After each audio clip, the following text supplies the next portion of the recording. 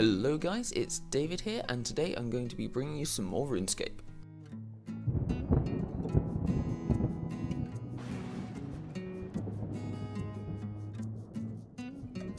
Now, if you haven't already, then I recommend going back to my first episode to see what this whole series is all about.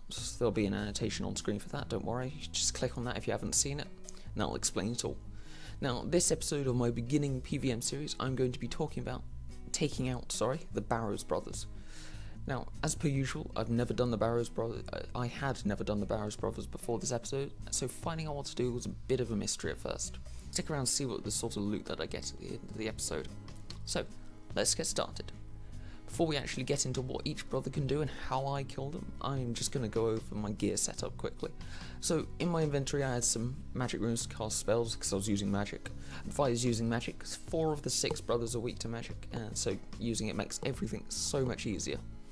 I then have 10 prayer potions, this so I can pray for every single one of the brothers that I go up against, and I find that prayer potion is actually a limiting factor of how long I can stay there. It's not usually food.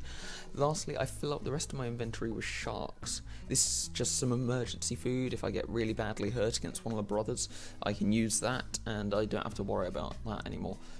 Now, I was wearing War Priest of Armored Armor. I wore a lucky magic helm that I got off the treasure hunter a while back, but that's only because I didn't have a War Priest of Armored helm. I probably would have just worn that instead. I also wore a Dragonkin amulet, but an Amulet of Glory will do if you don't have one of those.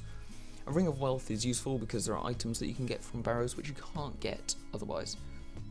So I had a lot of fun completing Barrows. It was interesting to learn what I had to do for each of the brothers, and I'm going to go over what I generally do at Barrows before I go into each brother in detail. So, what I do is I start at Darrock.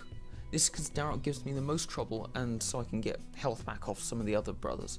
Next I move on to Verak, then Torag, Caril, Guthin and Arim. In between each brother I use Regenerate to use up all of my adrenaline to health. This is because otherwise the adrenaline would just sort of fall down in between each brother if you're not quick enough. I also stay in each crypt for as little amount of time as possible, because while in the crypts there's prayer drain, and that's really very inconvenient when the limiting factor that you can stay there is prayer. Now, once I've killed all of the 5 brothers above ground, I go into the tunnel of the last brother, which I haven't killed. Here I kill a few of the crypt monsters and try to find my way into the middle of the area.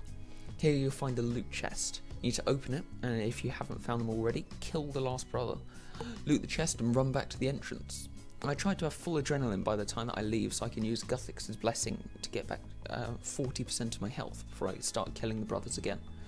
So what have I learned about each brother? Arim is actually the brother that I have least difficulty with. This is because he casts curses as well as Firewave, which this means he's not attacking for over half the time. He's weak to arrows, but magic seems to hit him just fine as well. His setup ability allows him to occasionally lower your strength level when he hits you with a magic spell. Darrock is the brother I have most difficulty with. This just because of his set ability that allows him to hit harder with lower health. He's weak to fire spells, and he is one of the 4 brothers that attacks using melee. Guthin is rather easy as brothers go. Again, he attacks using melee, but this time he's weak to air spells.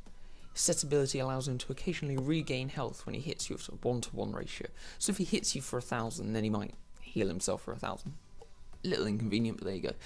Caril I don't usually find too difficult to tank because of the War Priest armor. I don't have any difficulty there with the attacks, but accuracy can occasionally be an issue because he's wearing ranged armor. And also his set ability is actually rather annoying. His set ability is to occasionally lower the player's magic level by 1, which really does not help with the accuracy issues. Torag attacks using melee and is weak to water spells.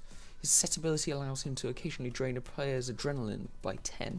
It's rather irritating because it means that I can't heal as much from Regenerate after I've killed him, but yeah, it's not too bad really. Verak attacks using a flail. Yeah, that's just freaking awesome. This means that he uses melee attacks and is weak to magic. In this case, earth spells. He is his set ability allows him to hit through a player's armor bonuses. This means that he can sometimes hit really hard, and if you're not paying attention, that can really add up by the end of the fight.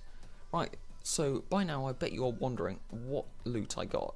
I did 30 rounds of Barrows, and I got loads of runes altogether, loads of mind, chaos, reasonable amount of death, and quite a few blood.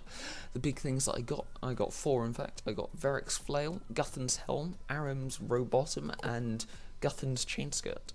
I managed to get Aram's Rowbottom and Guthan's Chainskirt in one chest, which was pretty cool. Altogether, I managed to get 4.2 mil in 30 rounds. This means on average I got about 140k per Barrows round. So back to my nice little wanted board. I think that I'm now pretty confident in killing the Barrows Brothers, and this means that I get to cross them off my list.